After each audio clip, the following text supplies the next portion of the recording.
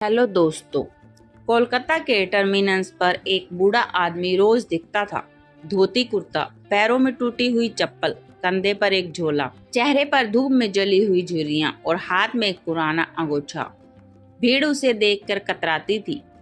पागल है, भिखारी होगा, कहीं से भगाया गया होगा। उसका नाम कोई नहीं जानता था, पर कुछ लोग उसे झोला बाबा कहने लगे थे। हर रोज सुबह 5 बजे वो वहीं प्लेटफॉर्म नंबर 3 पर आ बैठता था। सामने से आती हर ट्रेन को ऐसे देखता जैसे किसी को पहचानने की कोशिश कर रहा हो। कभी कभी वो बच्चों के नाम लेकर चिल्ला भी उठता, गुड़िया, अरे मेरी गुड़िया। लोग हंसते, रेलवे पुलिस उसे घूरती, कभी हटाया भी जाता, लेकिन वो फिर अगली ट्रेन से पहले वहीं लौट आता। वो झोला बाबा असल में किसान संजय सिंह था। वह एक छोटे से गांव में रहने वाला था। पत्नी मंजू और एक बेटी गुड़िया। गुड़िया ही उसकी जान थी। 10 साल की छोटी सी बच्ची, पढ़ाई में तेज, बोलने में सीधी और पिताजी की आंखों का तारा। एक बार संजय अपनी बेटी को पहली बार कोलकाता दर्शन कराने लाया। बेटी की जिद थी, समंदर देखूंगी, स्टेशन देखूंगी और लोकल ट्रेन भी चलाऊंगी।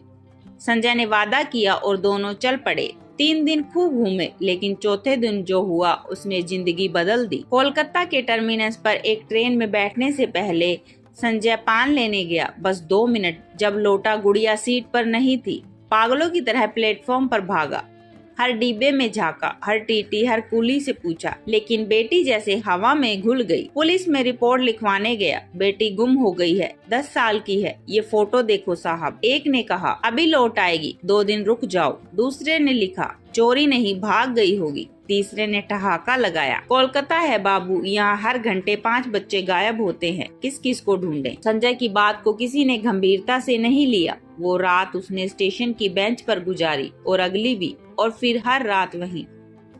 कभी कभी लोग खाना दे जाते, कभी कोई उसे कपड़ा देता, लेकिन उसका चेहरा सूखा ही रहता। न भूख न प्यास, बस एक ही प्यास, गुड़िया कहाँ है। उसने हर राज्य के एनजीओ को लिखा, हर होम शेल्टर के बाहर बैठा, यहाँ तक कि अपने खेत बेचकर मिसिंग पर्सन पोस्टर्स भी छपवाए। लेकिन फिर एक दिन उसका नाम, उसकी पहचान सब मिटा दी गई। अब वो सिर्फ एक झोला बाबा था, जिसे स्टेशन का हिस्सा मान लिया गया था, जैसे पेड़ के नीचे बैठा पंडित या चौकीदार। अचानक एक दिन एक एनजीओ की लड़की स्नेहा अरोड़ा प्लेटफॉर्म पर आई। वो शहर के बिछड़े बच्चों को जोड़ने वाली संस्था से थी।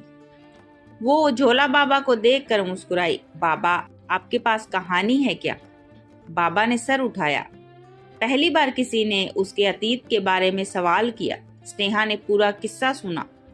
गुड़िया का नाम, उम्र, कपड़े, भाषा सब नोट किए, और उसी रात स्नेहा को एक लड़की की तस्वीर मिली। दिल्ली के एक प्राइवेट ऑर्फनेज में पली बड़ी लड़की, नाम था सीता। सीता जो अब 17 साल की हो चुकी थी। उसे बचपन में किसी ने स्टेशन से उठाकर एक एनजीओ को सौंपा था, लेकिन असली कागजात कभी नहीं मिले।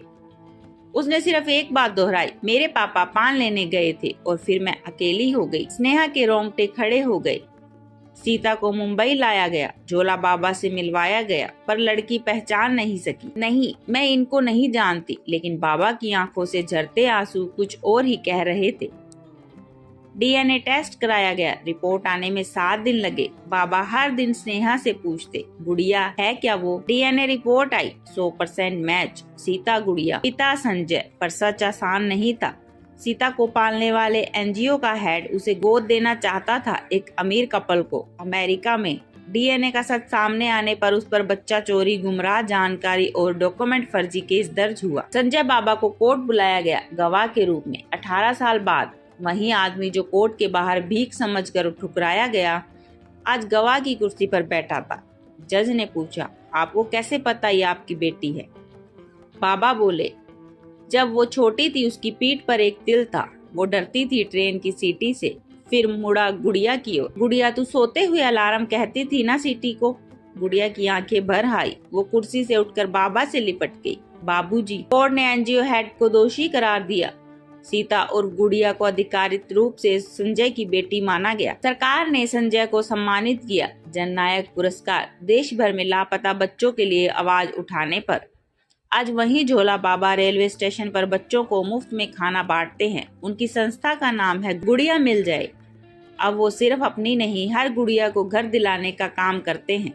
और स्टेशन पर अगर कोई बच्चा रोता हुआ मिले तो सबसे पहले कोई आवाज आती है, बाबा उधर देखो कोई गुड़िया आई है। दोस्तों, कभी मत समझो किसी को छोटा, क्योंकि हर झोला उठाने वाले का दिल टूटा नहीं होता। कई बार वो सिर्फ अपनी गुड़िया तलाश रहा होता है। दोस्तों, कहानी अच्छी लगी हो तो वीडियो को लाइक करें, कमेंट करें और चैनल को सब्सक्राइब जरूर करें। धन्यवाद।